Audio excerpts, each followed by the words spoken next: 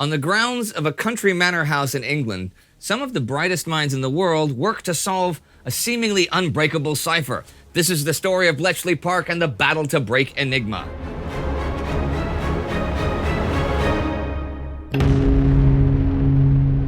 I'm Indy Neidell. This is a World War II in real-time special episode. The first Enigma machine is patented in Germany by Arthur Scherbius immediately after the First World War. Encryption traditionally relied on pen and paper systems to create ciphers, but the Enigma is different. It's an electromechanical device which can encrypt and decrypt messages. It consists of multiple rotors that transform plain text into a garble of letters or ciphertext. The ciphertext looks like random characters, but each represents a letter or a number. To make it harder to decipher, a letter or a number is not replaced only by one character, but multiple characters in what is called polyalphabetic cipher. So like the letter A could appear as 2, 7, small z, capital T, or a number of other characters, making the code harder to crack as you can't look for patterns that would help reveal the text by finding the standard repetitions of the letter A in a text. Enigma does this by a progressive process called stepping. For each keystroke, the rotors will advance a step and change the substitution. The rotors also advance in consecutive order, making it yet harder to decrypt. So when you start typing, you set all of the rotors at a given starting position. You can compare this with like a combination padlock, where the pins in the lock, they only fall in place when you enter the right combination. In this case, the combination is the starting point though, and when you finish typing, the pins will be in a completely different position. So that's the basic idea of how an Enigma machine works. The German military excitedly picked up on it in the late 1920s, believing the codes it produced to be unbreakable. Theoretically, they are, I guess, but theory does not account for human error or the brilliance of mathematicians. The first to prove this is the Polish Cipher Bureau. They realized in 1928 that the German messages they have been intercepting are unbreakable with traditional code-breaking techniques. They decide to recruit mathematicians, hoping that they can soon help crack Enigma. The most talented is Marian Rejewski, and by the end of 1932, he writes an equation that mathematically reconstructs the wiring of the Enigma rotors.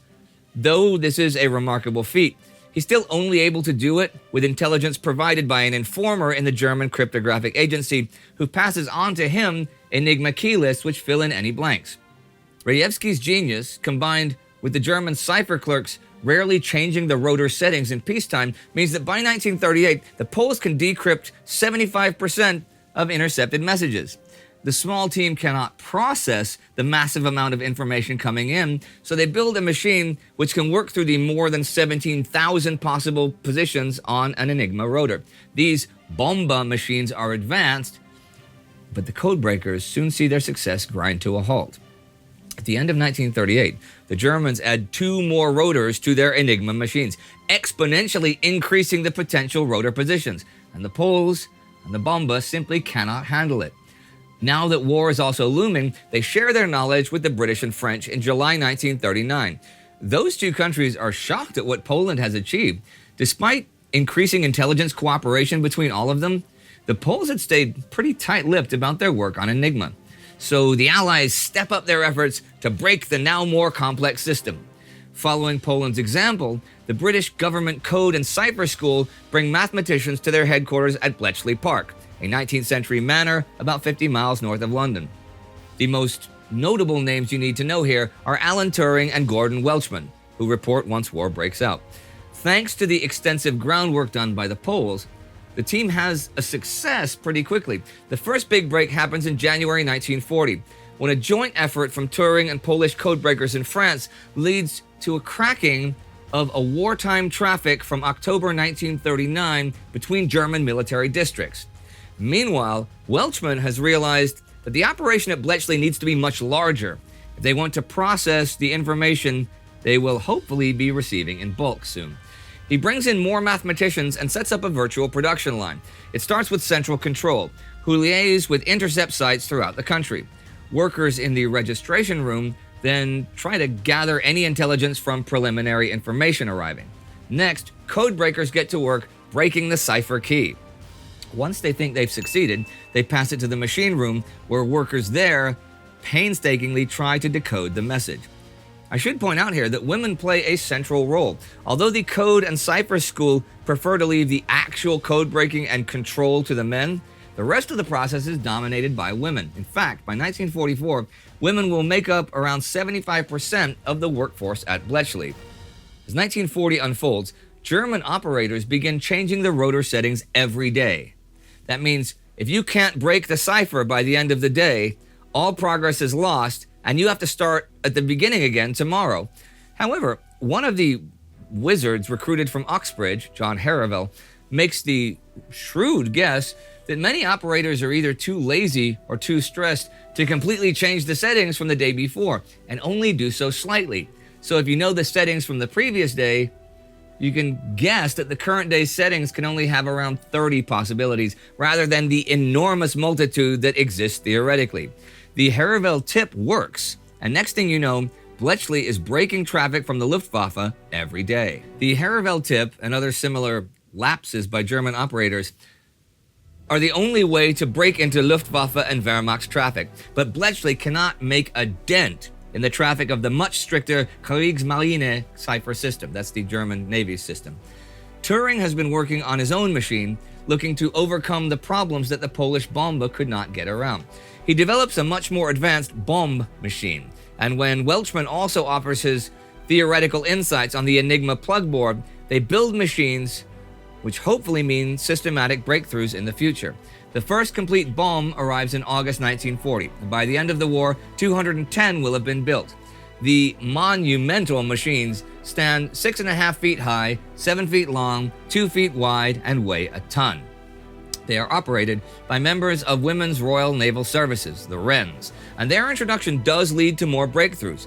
The earlier cracks into Wehrmacht and Luftwaffe traffic allow the machines to routinely find new messages, but the Kriegsmarine remains a nut no one can crack. And it is a matter of life and death that Bletchley break through soon. U-boat wolf packs are destroying Allied merchant shipping traffic in the Atlantic. Once a patrolling U-boat spots a shipping convoy, they alert other subs who swarm on the unfortunate ships, sending many to the bottom of the sea. If Bletchley could just decrypt U-boat messages, they'd be a step ahead. Some breakthroughs come in 1940 when captured U-boats provide information about rotor systems.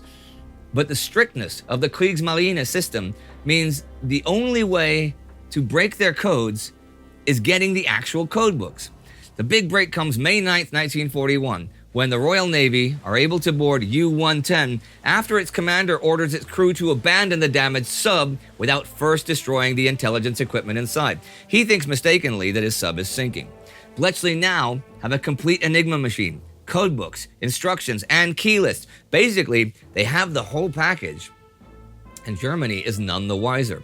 With knowledge of the U-boats' locations, the Battle of the Atlantic slowly turns in Britain's favor. The Kriegsmarine suspect that they have been compromised somehow, but the British make every effort to disguise where they are getting their information.